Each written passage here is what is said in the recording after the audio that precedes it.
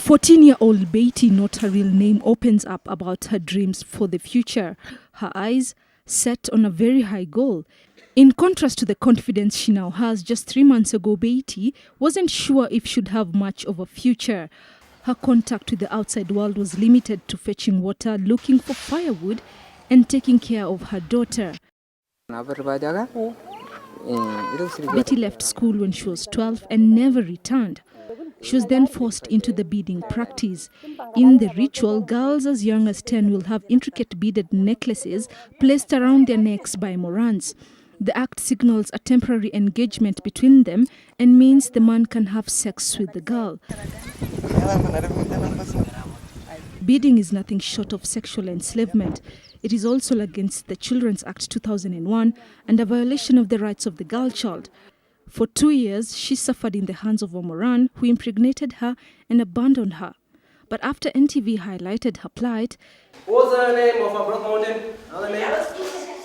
Betty has since resumed studies. Nafurahia sana venye tunakuja kusoma kila siku na shule iko smart. Kila siku tunaongea tu English na kila siku tunafanya kazi, pia kuna homework.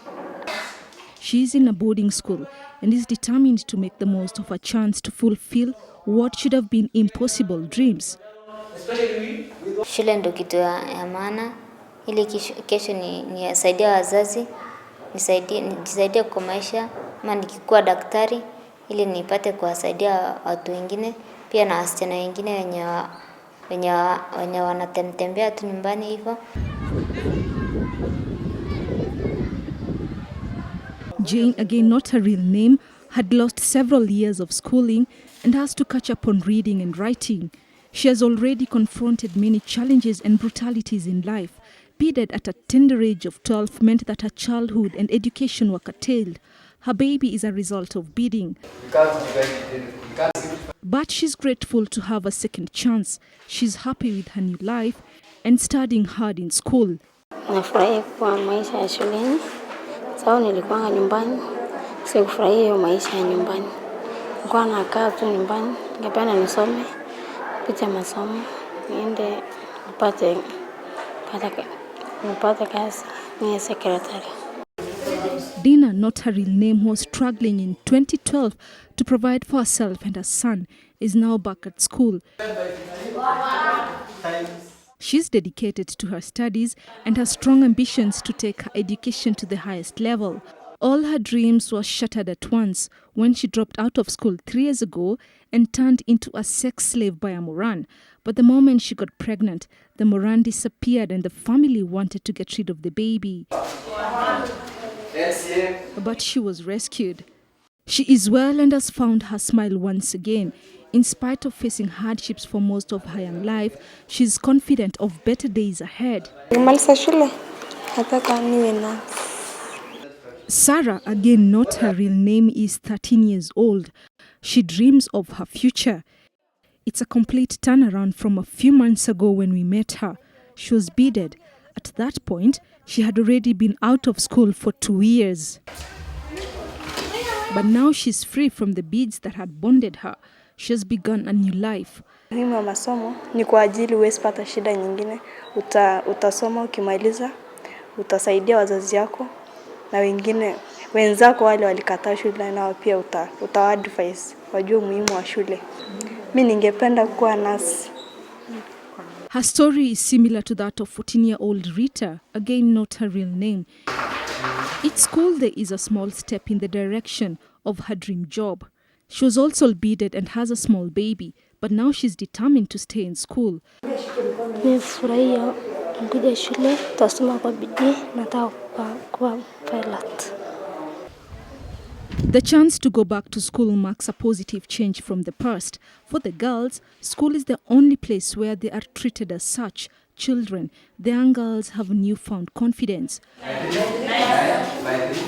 Tunapata nafasi ya tunacheza vizuri na tunakaa vizuri na wenzetu tu. Kwa nyumbani uko hata na nafasi ya kucheza, ni kama tu unachukuliwa kama ni mtu mzima, ni kama yani mama. Champions of change like Josephine Kulea have been working spiritedly and tirelessly to end a form of slavery here known as beading.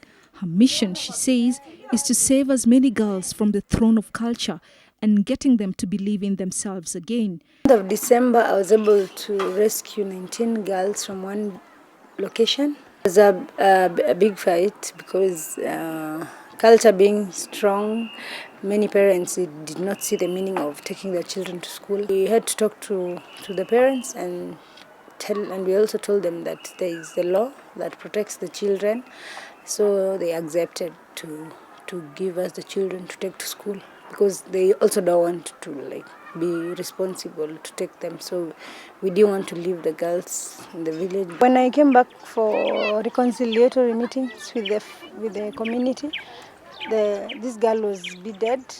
Changing age-old customs, however, is also necessary if the practice is to end.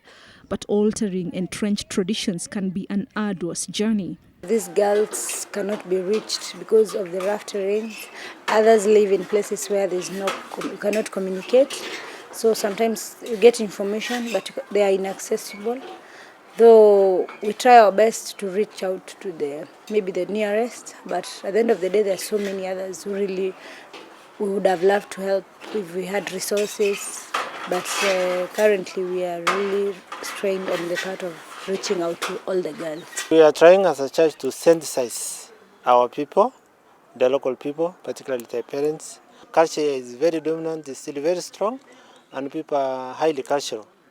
And it needs a kind of an amalgamated effort from the government sector, NGOs, churches, and any other concerned party. It's inspiring to read about their goals and ideas.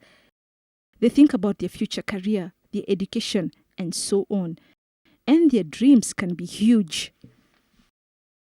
Once a story of fear and uncertainty, it is now a story of courage, hope, and the dream to become someone. The school provides the young mothers with knowledge and skills, and in turn, they receive the chance to empower and change their lives and those of generations to come. Wangui, NTV, Arches Post, Samburu County.